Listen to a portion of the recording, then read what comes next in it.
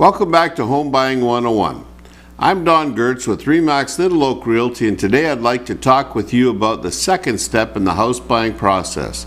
As with any other type of shopping, it's best to know how much you can spend before you go. This way you'll be more certain to buy within your means. It's not recommended that you shop without a budget. I think that there are two things you will need to check out. First, how much mortgage do you qualify for with the bank? Now, the usual rule of thumb says that they will allow up to 30% of your gross income to be applied to housing payments. Of course, this is subject to what other debts you might have.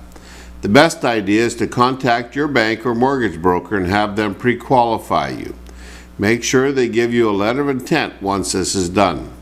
This will include a list of conditions that you will need to meet before the mortgage commitment is secure.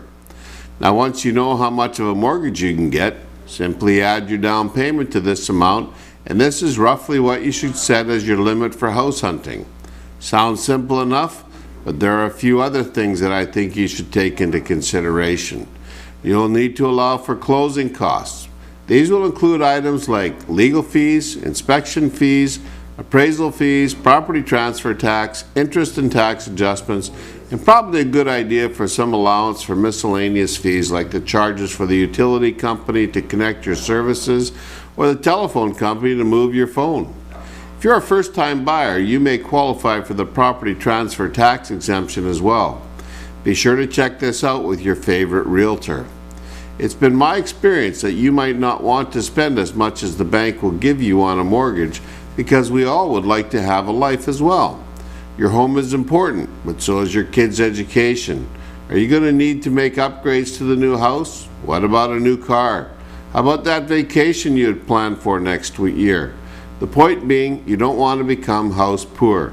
This is where it seems like all your money is going into those principal and interest payments. I recommend a frank assessment of your family budget so you can enjoy your life the way you want. Everyone's choices will be different. Only you will know what areas you are willing to sacrifice. Oh yeah, one more thing. It'll help you to know what the average list price to sale price ratio is as well. Knowing this ratio will help guide you in your negotiations on any offer you might happen to make when you find your new home. Well, you're ready to start your shopping experience. I hope you enjoy the process. Stay tuned for our next update where we will talk about your wants versus your needs. If I can be of any help, give me a call at 604-807-4442 or send me an email at dgertz@remax.net. That's 604-807-4442 or send me an email at dgertz@remax.net.